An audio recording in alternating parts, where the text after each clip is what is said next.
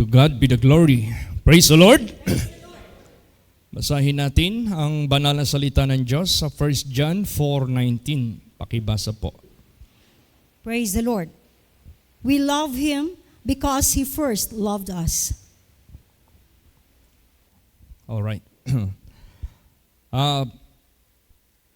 Bakit natin siyang ibigin? Dahil siyang unang umibig sa atin. Now, ang tanong, do you really love God? Talagang iniibig mo ba talaga ang Diyos? At ang katanungan nito, anong ebidensya na katunayan na iniibig natin ang Diyos? Jesus said, if you love me, keep my commandments.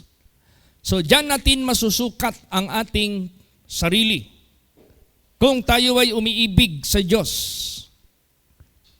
walang iba.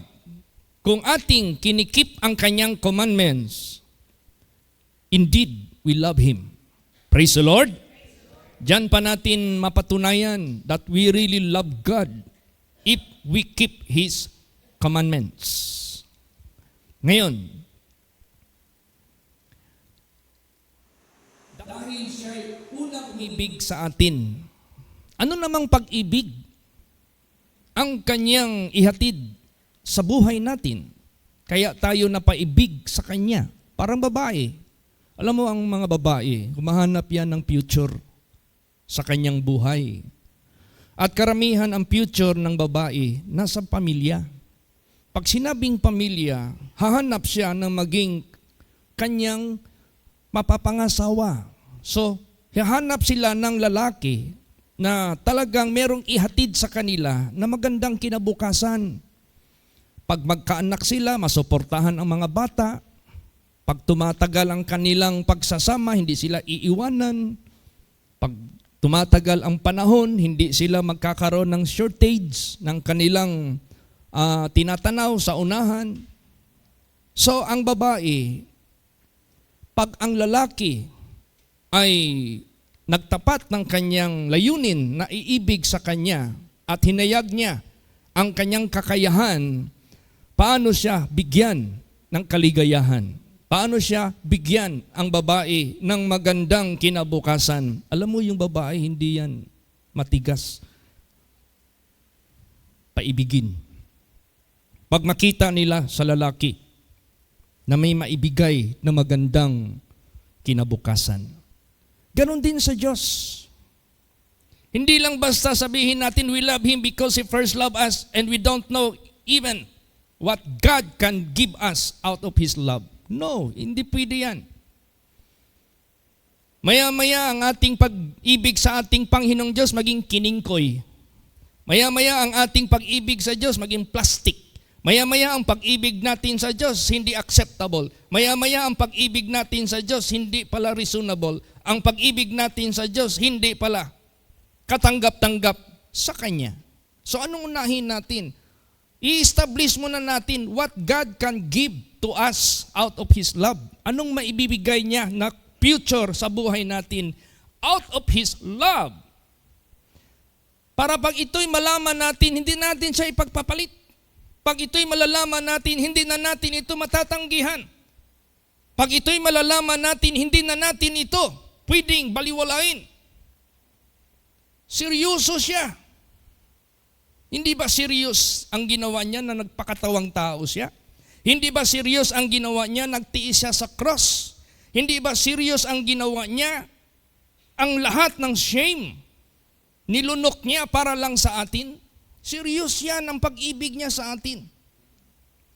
Kaya hindi natatago ang kanyang genuine love para sa bawat isa sa atin. Para kung sakaling iibig man tayo sa Kanya, alam natin bakit natin siyang iibigin. Hindi lang basta sinabi we love Him because He first loved us and yet you don't know anything out of His love. No, hindi pwede yan. Hindi ito. This is more than marriage dito sa sanglibutang ito because this is about eternity. This is not just lifelong relationship. with our lifespan dito sa sanglibutang ito. Ano man lang yung marriage dito sa sanglibutang ito?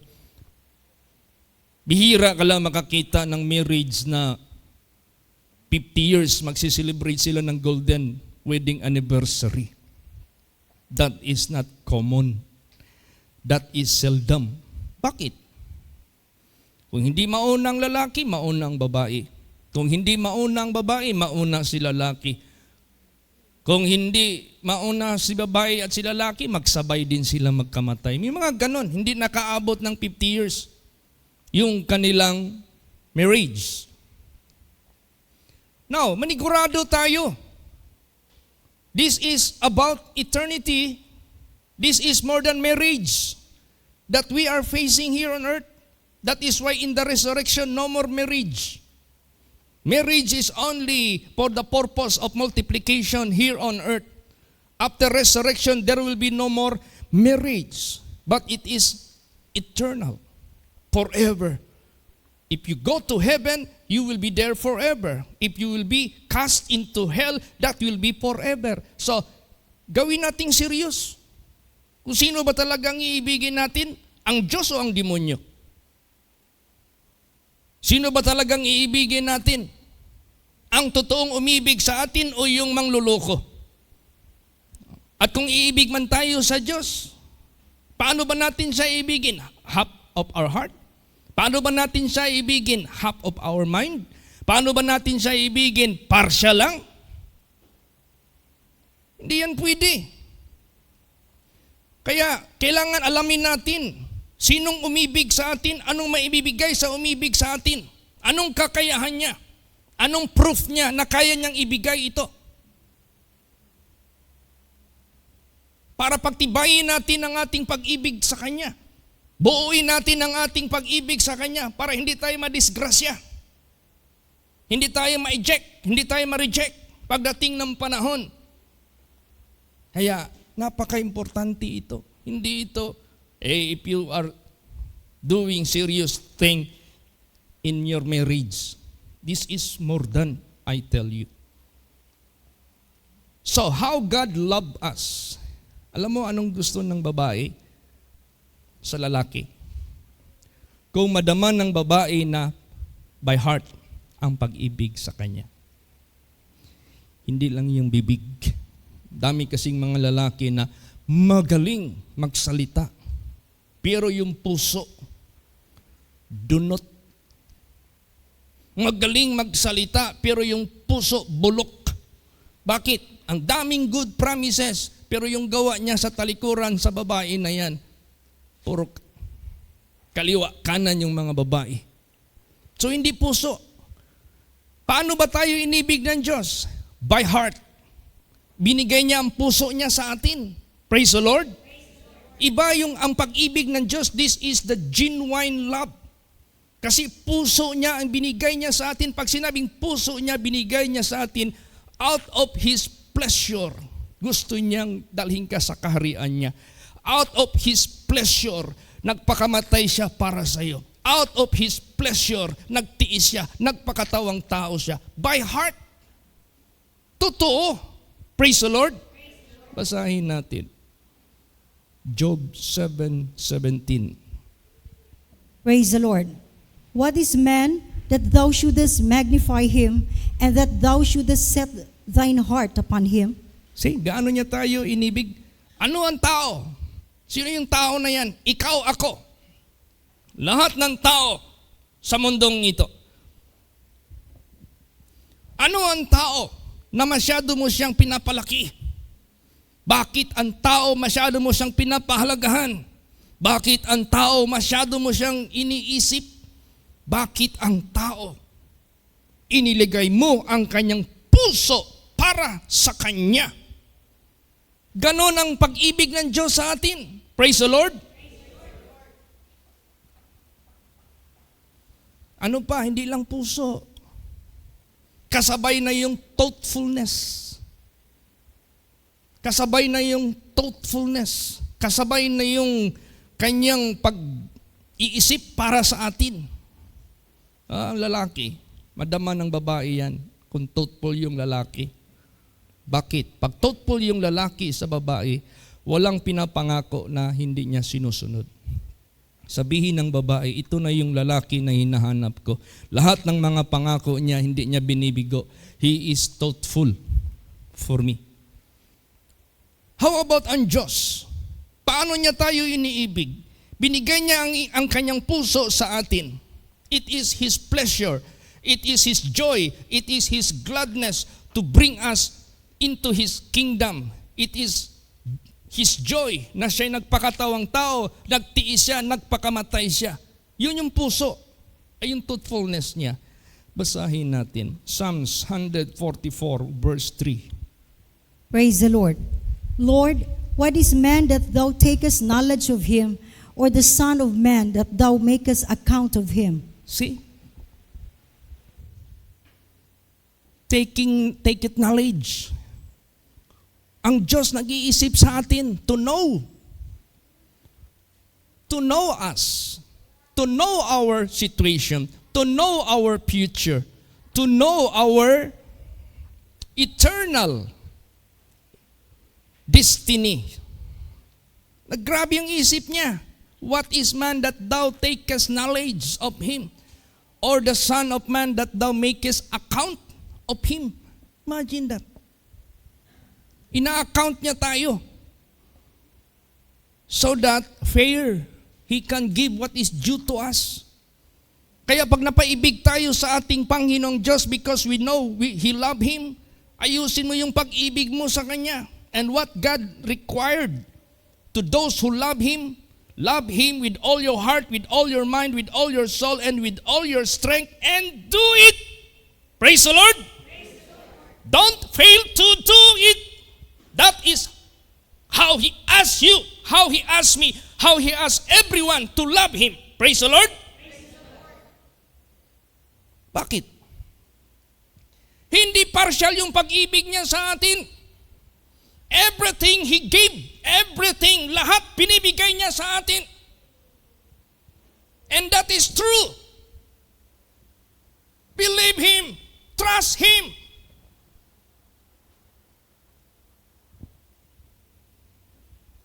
Magmalipayon ka kaniya.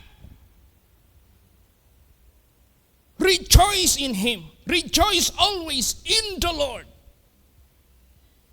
Kasi umibig siya sa iyo. Binigay niya ang puso sa iyo. Ang pag-iisip niya nakatutok sa iyo. At anuman ang kanyang puso na gusto niyang ibigay sa iyo, anumang kanyang isip na iniisip niya para sa kabutihan mo, hindi niya yan basta sinabi lang, hindi niya yan basta ipinangako lang. He did it. Praise the Lord. Basahin natin. Psalms 8 verse 4. Praise the Lord. What is man that thou art mindful of him, and the son of man that thou visitest him? Say, bumisita siya. Kahit gaano kalayo ang langit, kahit gaano kaliit ang lupa,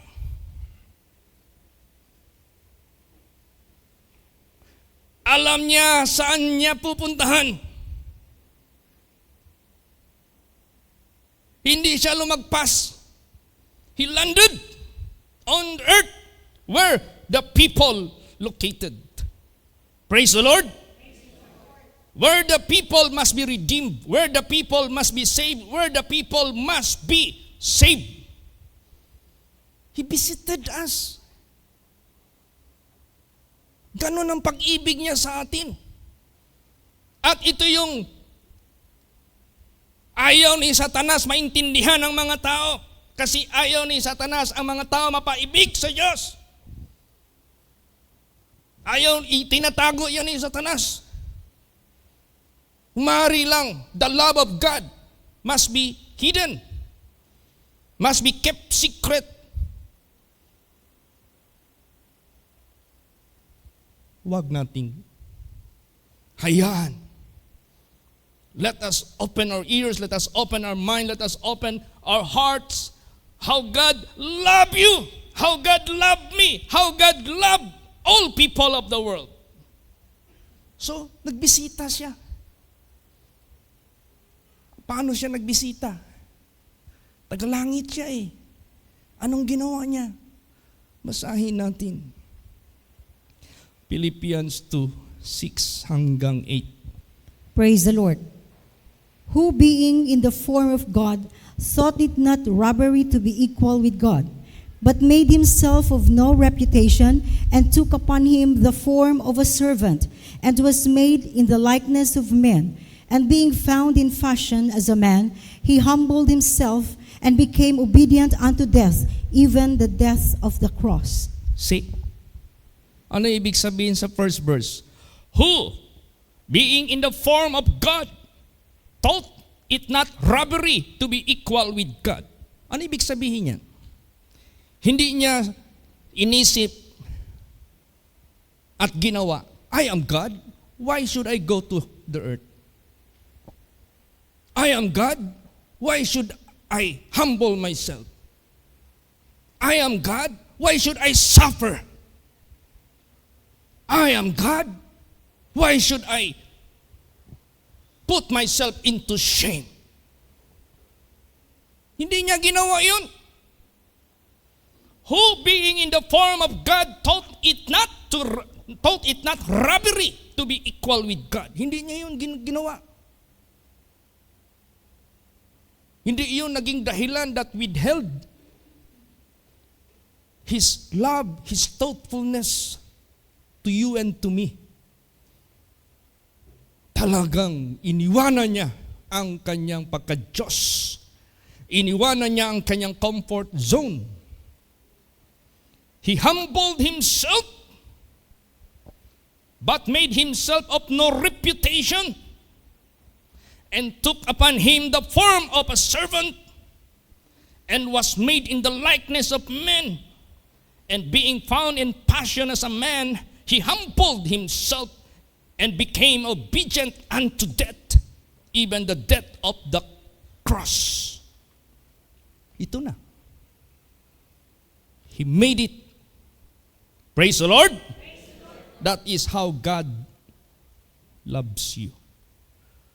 And that is how God loved us. Kaano niya tayo inibig. Now, saan ka makakita ng ganyan? Kanino mo yan makikita para ma-inlove ka doon? Hindi nyo ba alam? Hinayag na ng Diyos ang pag-ibig niya sa iyo, hindi ka pa rin ma-inlove? What kind of mentality do you have? What kind of feeling do you have? Awake! Open your eyes. Open your ears. Soften your heart.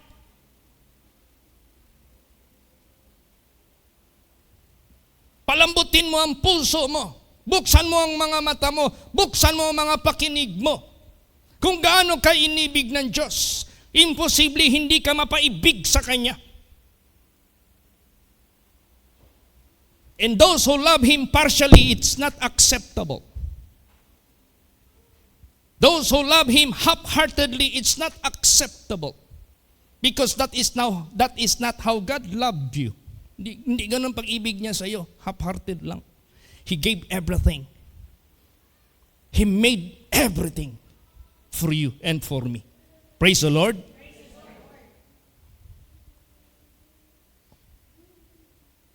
No question.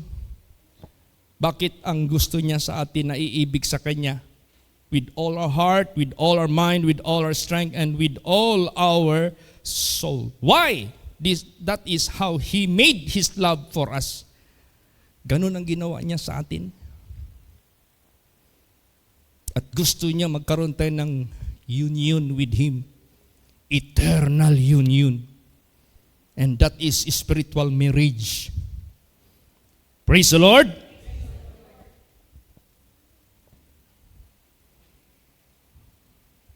Ngayon, meron ka pa bang doubt? Hindi iibig sa Kanya? Siya lang yung totoong umiibig sa iyo? Siya lang yung magkakaroon ka ng future? Siya lang yung magkakaroon ka ng eternal glory, eternal life, siya lang, wala nang iba? Hindi ka pa mapaibig sa Kanya? Then, don't let Satan have a chance to show his deception to you. Wag mo nang bigyan ng tsansa si Satanas na maghahayag pa ng kanyang deception sa buhay mo. Baka ma-deceive ka pa. Basing mailad pa ka. Basing mabiktima ka pa.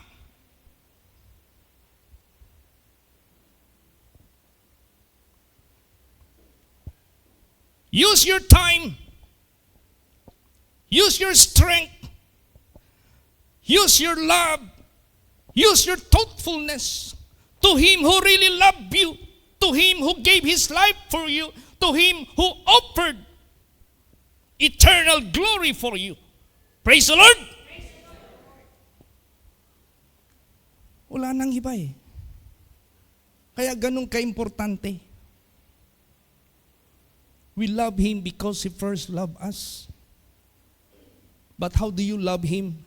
It depends of how you know His love for you. Ikaw iibig ka ba ng tao na hindi mo alam gaano siya umiibig sa iyo? Of course, you cannot gamble yourself, your future to that person to whom you cannot see his sincerity.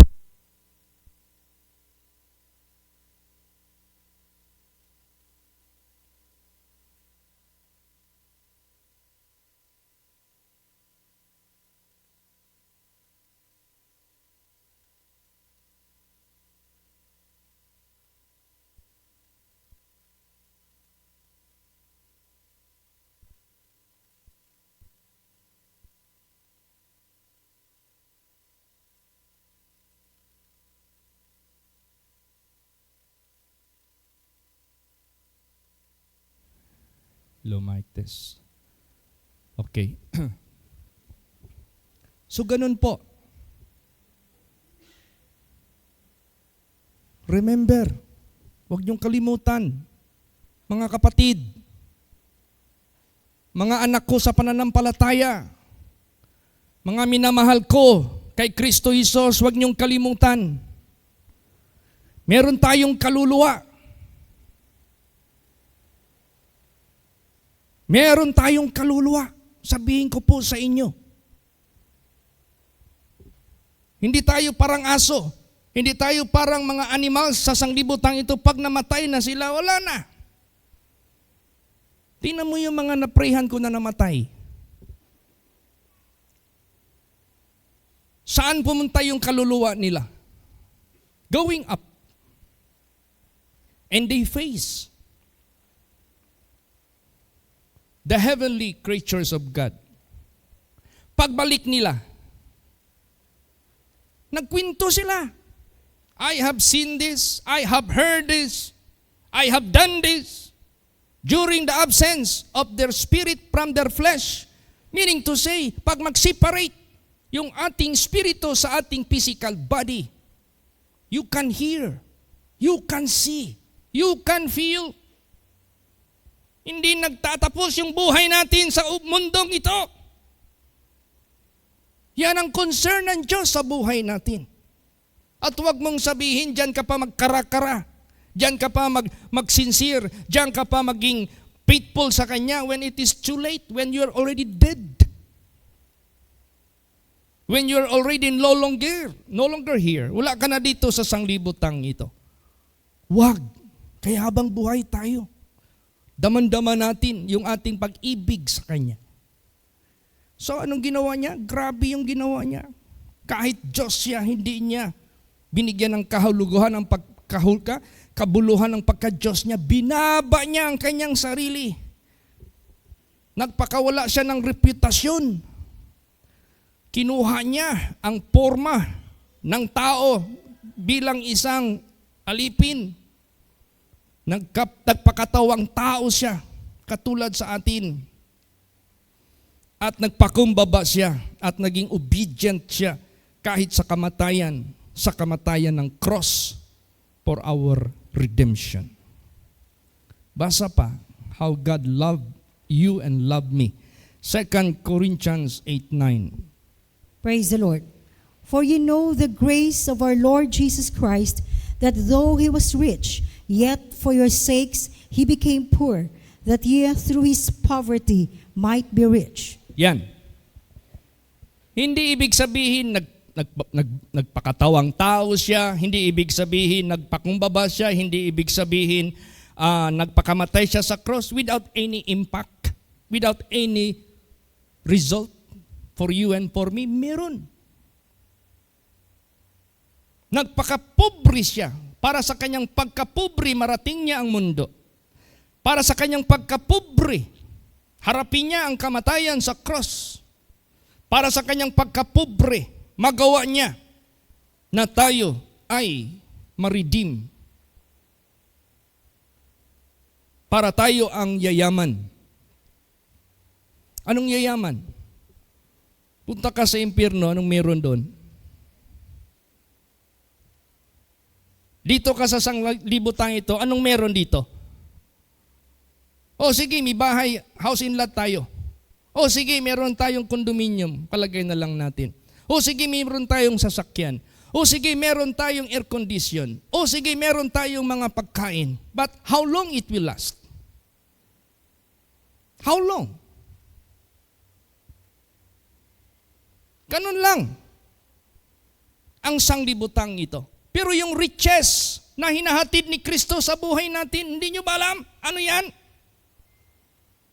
Eternal riches yan, na hindi na yan mawawala sa buhay mo. Eternal glory, eternal life, eternal peace, eternal joy, eternal. That is beyond compare sa sanglibutang ito. Pakawalan mo pa yan? Pag-alinlanganan mo pa yan, naiibig ka sa Diyos. Hindi mo pa tatanggapin yan. Palingon-lingon ka pa, kanan at kaliwa. Humahanap ka pa kung sino pang gagawa na ibigin ka. Hindi mo na lang i-focus sa Kanya alone. Para hindi ka na mawala sa Kanya. Para hindi ka na ma-deceive sa sanglibutang ito. Kaya dyan na natin i-focus sa Kanya. Let us love Him. Praise the Lord. Hindi basta-bastang kayamanan ito. This is not all about here. This is not about trillion. This is not about billion, trillion, quadrillion. No! Useless lahat yan. Kahit maging trillionaire ka pa. Hindi mo naman makain yan lahat. Kahit maging trillionaire ka pa. Hindi mo man yan lahat madala. Hindi wala, talagang beyond compare ang kayamanan na Kanyang gustong ibigay sa atin. Ano pa? 1 John 4 verse 10. Praise the Lord. Herein is love, not that we love God, but that He loved us and sent His Son to be the propitiation for our sins. Yan. Ito yung pag-ibig. Hindi dahil tayo umibig sa Diyos. Siya yung umibig sa atin. Kaya nga, He first loved us. And sent His Son to be the propitiation for our sins. What is propitiation? To atone. To neutralize the effect of sin. Paano ma-neutralize ang effect of sin, which is death? Paano ma-neutralize ang kidnap victim sa kamatayan? Ransom. Redemption. Ganon sa buhay natin. Paano ma-atone yung tinatawag na propitiation ng ating mga kasalanan para hindi na tayo mag-serve sa second death.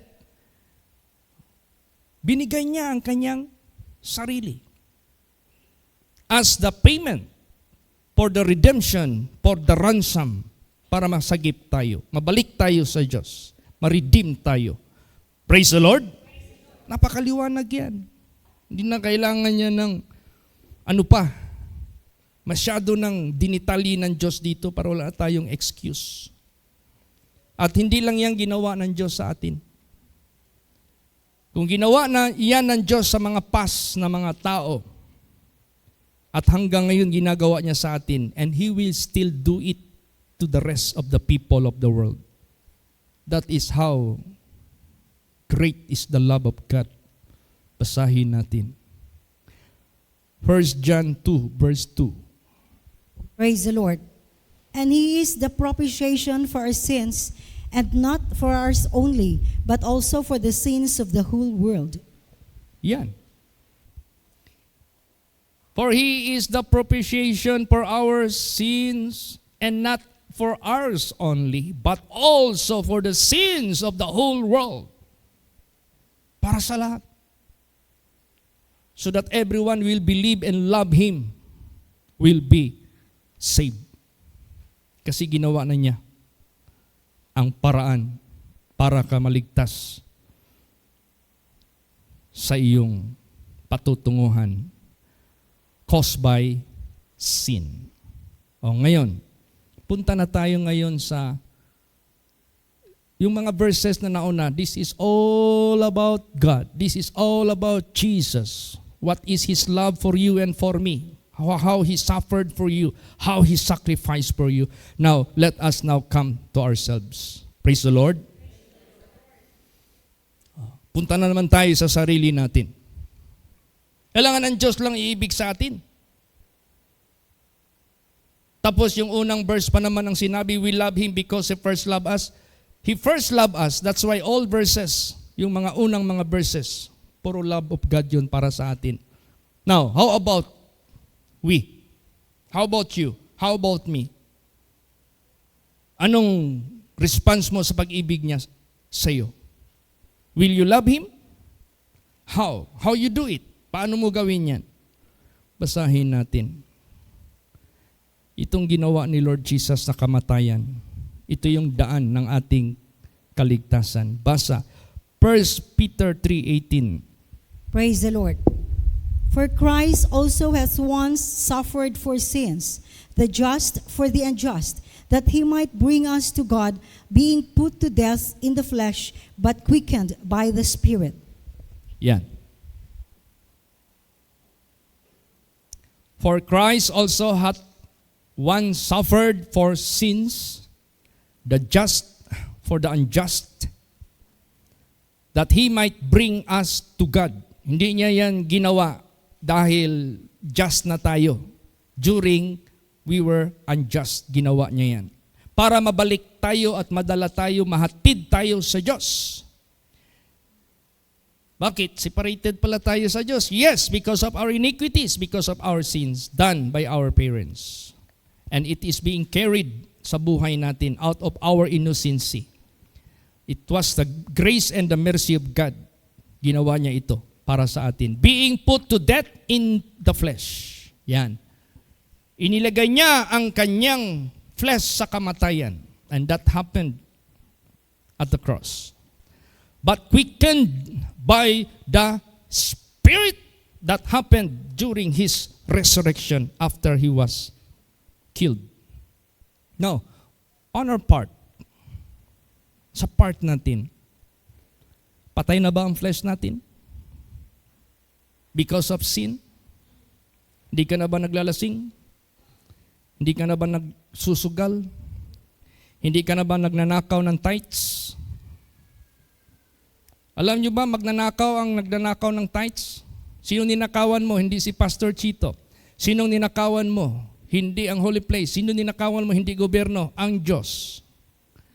May tanong dyan, shall a man rob God? Yes. If you do not release your tithes and offering. Pag sa listahan ko, wala yung pangalan nyo because you didn't give tithes, you are a robber in the eyes of God. Whether you will hate me or not, I have to tell you the truth. And that is very basic commandments of God. Kung hindi natin magawa ang very basic commandments of God, how about the rest of His commandments? Hindi mo magawa yung simple lang, the simplest. Hindi mo ma-release. Sino ka? Sino tayo? Nakawan natin ng Diyos? Hindi ko yan salita yan ng Diyos. Malakay chapter 3, maliwanag dyan. Let us start from the very basic commandments of God. That is the very basic yan. Hindi mo magawa. How about the rest of His commandments? Lalo na. Patay na yung flesh sa pag-disobey, which is resulted to sin. Quickened by the Spirit, buhay tayo sa spiritual, to keep His commandments, buhay tayo, to live in holiness, buhay tayo, to live in righteousness, to live in godliness. Diyan tayo buhay. That is how Christ died for you. Praise the Lord. And that must take effect the same way.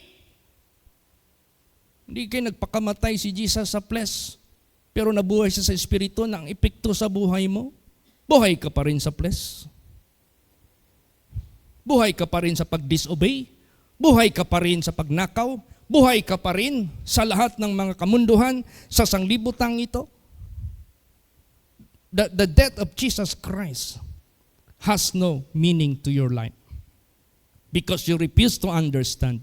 Because you refuse to love Him. Because you refuse to accept what He is relating to you. Hindi ito basta-basta na seremonyas lang. No, there is meaning of this. Maraming meaning ito. He put His flesh to death that He might not live in sin, but quickened by the Spirit that He might live to God. Yan ang mangyayari sa buhay natin. Praise the Lord. Basahin pa natin. Romans 6:11 and 12. Praise the Lord. Likewise, reckon ye also yourselves to be dead indeed unto sin, but alive unto God through Jesus Christ our Lord. Let not sin therefore reign in your mortal body, but ye should obey it in the lust thereof. See? Bilangin ninyo ang inyong sarili na patay na talaga diyan sa kasalanan. That is the effect of the death of Jesus. But alive unto God through Jesus Christ our Lord. And let not sin therefore reign in your mortal body, in our physical body, that ye should obey in the lust thereof. Huwag na. Hindi na yung sarili natin ang susundin. Kundi, patay na tayo sa paggawa ng kasalanan, buhay na tayo kasama ni Kristo who is obedient to the will and to the commandments of God. Dapat dead indeed unto sin. Patay ka na talaga. Ang iba sa inyo dito, wala pang baptize yung mga asawa. Ano pang hinintay ninyo? Minsan din, ang mga husbands din hindi rin nagpakita ng sincerity. Paano mo ma-convince yung asawa mo? Ang mga husbands hindi rin nagpakita ng full blast sa pagsunod, sa tuntunin ng ating Panginoong Diyos. How can you convince your wife? How long tayo maghintay pa ng anong mangyayari sa sanglibutang ito? Kaya nga sinabi diyan, while you hear the voice of God, while still breathing, you're still breathing. Do not harden your heart to follow Jesus. Do not harden your heart to obey God. Ba't binabarat mo ang Diyos? Binibilital natin ang Diyos? Ang Diyos hindi nagpapakipot. If you don't obey Him, don't obey Him. Sorry, sabi ng Diyos. If you will not receive His love, His offer to you, sabihin ng Diyos, sorry. I will give you to Satan. I will give you to my enemy. You don't like me? I will give you to Satan. Ganon ang Diyos. Oo, ngayon. Kung wala na tayong chance, gagawin pa natin what is appropriate for our salvation. Saan pa natin? Kailan pa natin gagawin? Kailan pa natin gagawin? Kaya ang ating pag-ibig sa ating Panginoong Diyos, huwag mong ilagay sa alanganin. Huwag mong ilagay because you lack knowledge, because you do not understand. Maybe you read, maybe you read in the Holy Scripture how God loves you, but you just ignore it. So that you will not be obliged and convicted to obey, to love God. Ay nako, mas masarap nga ma-in love sa Diyos. Mas masarap nga ma-oblige sumunod sa Diyos. Sapagkat yan ang totoong relasyon natin sa Diyos na manatili hanggang sa ating kamatayan, kaysa hindi yan nakikita sa buhay natin. Ano pang hinihirit natin? Hihirit pa tayo sa sanglibutang ito. What can the world give you after you die? What can the negative spirit can give you after you die? Ano yung negative spirit? Hindi ka, pag sinabing positive spirit, you do not go against. You do not disobey. You do not disagree with the Word of God. Ano maibibigay ng negative thinking natin? Anong maibibigay ng doubt natin? Anong maibibigay sa buhay natin? Pakana yan ng dyablo. Pakana na yan ng kaaway. Huwag na tayong mag-alinlangan pa. To love God with all our heart, with all our mind, with all our soul, with all our strength. Do it now. Praise the Lord.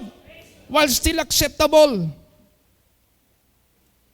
So anong gawin natin? Basa. 1 Peter 4:2. Praise the Lord.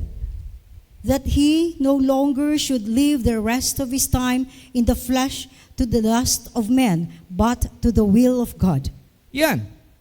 Para hindi ka na mamumuhay sa naiiwan mong panahon, naiiwan mong oras sa buhay mo dito sa lupa para sa iyong laman, para sa iyong masamang pita, kundi sa kalooban ng Diyos. Sabihin mo, hindi man ako nagbibigay ng tithes, pero nag-o-offering man ako ng malalaki. Pag merong mga donation, nagdo-donate man ako. Remember, malakay. We can rob God from tithes and offering. Dalawa yan. Hindi yan or. Basahin nyo masyado. And yan. Shall a man rob God? Yes, by tithes and offerings. Praise the Lord. That very basic commandments of God, pag nasunod mo yan, then continue to the greater commandments of God. Very basic lang yan. But important yan sa harapan ng ating Panginoong Diyos. That is how God will establish your entire living in this world na hindi ka magkakaproblema. Praise the Lord. Ganun po yan. Alam mo ang Diyos, masyado siyang mahaba ang patience niya. But not meaning to say you can abuse it. What you have sown that you will reap. Sabihin ko sa inyo. Unless we go back to God and start again, the very essential move of loving God with all our heart, with all our mind, with all our strength. Pag hindi natin ginawa yan, pag tuloy-tuloy natin na hindi natin ginawa yan, kawawa tayo. God will not acquit the wicked at all. Kaya wag nating abusuhin ang Diyos. Do not abuse the love and the mercy of God. Kung meron ka mang naiiwan pang time, see to it. Render. Give the rest of your time to the will of God. What is the will of God? Love Him. Obey Him. Huwag ka nang mag-alinlangan, huwag ka nang mag-doubt sa lahat ng mga sinasabi dito sa banal na salita ng Diyos. The Word of God is God Himself. That is why God can protect His own Word. Kaya yung nasunog ang bahay ni Sister Lilia, yung Bible, hindi kayang sunugin. Because God will honor His own Word, the Bible. Praise the Lord. Tingnan mo yung amo ni Pastor Tam. Hindi ako nananakot sa inyo. Bakit ako mananakot sa inyo? Sinasabi ko lang yung totoo. Eh kung hindi ko sasabihin totoo sa inyo, baka ako pa i-blame ninyo pagdating ng panahon. Naintindihan nyo yan? Kailangan maging ano lang tayo. Yung bang i-open natin ang ating kaluluwa para sa Diyos. Praise the Lord. Wag ka pagkait mong ano pa. Buhos mo na. Alam mo yung si Pastor Tam, there was a time na nag-bodyguard yan nung una pa sa Makati o dito sa Roas Boulevard. Sino yung binabodyguard niya? Contractor ng mga construction big towers sa Hong Kong, sa Thailand, sa Vietnam, Philippines. Masyadong mayaman. Yung tao na yan, pilyo, abusador. Maraming kaso, maraming kalokohan ginagawa. Ang ginagawa niya, binabribe niya yung mga judges. Kung ano-anong niririgalo niya para lang ma-absuelto siya. Eh, alam mo naman, justice dito sa Pilipinas, bulok, kayang i-bribe. Di naman lahat, sabihin natin. Ngayon, ang daming nagririgalo sa kanya ng mga whiskey na first class. Tinatanggap niya yun. Minamahal niya yung mga whiskey kasi pangregalo din niya doon sa mga taong gusto niyang regaluhan to protect his interest. May nagregalo ng Bible sa kanya. Hindi niya i-appreciate. Hindi niya in-appreciate. It is for him a nonsense. It is for him, it's nothing to do for him. Minaliit niya ang Bible. Pag alis mismo ni Pastor Tam, balik na siya sa mission. Inambos yung tao. Patay. You see? If you refuse the offer, the love of God, that is death for every one of us. If we refuse the love of God and if we refuse to love God, that is a fatal. That is death to any of us. Yeah, seryosuhin natin ito. Praise the Lord. Totoo ito lahat. Sabihin ko sa inyo. Hindi ito biro. Bakit? Last verse, ang pinaka-dangerous sa lahat na gagawin ng tao sa Diyos after He made His love to all. Pinaka-dangerous, basahin natin. Last verses. 2 Thessalonians, pakinggan nyo ito ng husto. 2 Thessalonians 2:10 hanggang 12. Praise the Lord.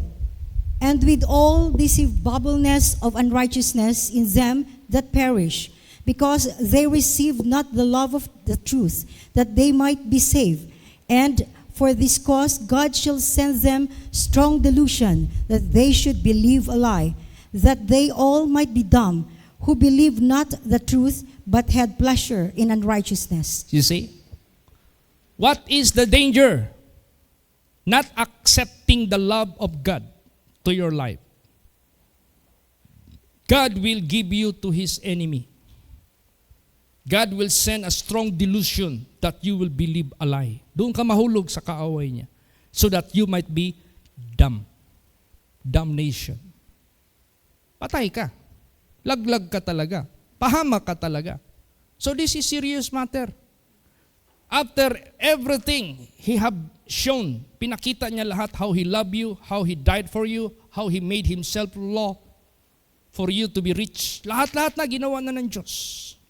Ginawa niya yan nung nasa wickedness pa tayo, nasa kasalanan pa tayo. He doesn't bother kung anong kasamaan natin. Basta ginawa niya lang yung pag-ibig niya sa atin para mapaibig tayo sa Kanya. Ang tanong, pag hindi mo tinanggap ang pag-ibig ng Diyos, how do you accept the love of God? You have to love Him. Praise the Lord. How do you love Him? Keep His commandments. Keep His commandments. Do not think, si Pastor Chito nagpipreach ng ganyan para magbigay ako ng tithes. Sabihin ko sa inyo, hindi po. This is not for the benefit of any from among us. But to love God, this is for our own benefit. Praise the Lord! Bawat isa sa atin makaka-benefit ng resulta. Sabihin ko po sa inyo. Pag hindi tayo mag-obey, in the middle of our journey, He can cut off us. Putol. Pag putol, saan ka pupunta? Hindi mo nagawa ang pag-ibig mo sa Diyos by doing His commandments na nakasulat dyan sa Biblia. So, mas mabuti po yung we are in our journey, loving God, keeping His commandments, doing His will. Pag maputol tayo, never mind. Praise the Lord. For me, to live is Christ and to die is gain. Gain.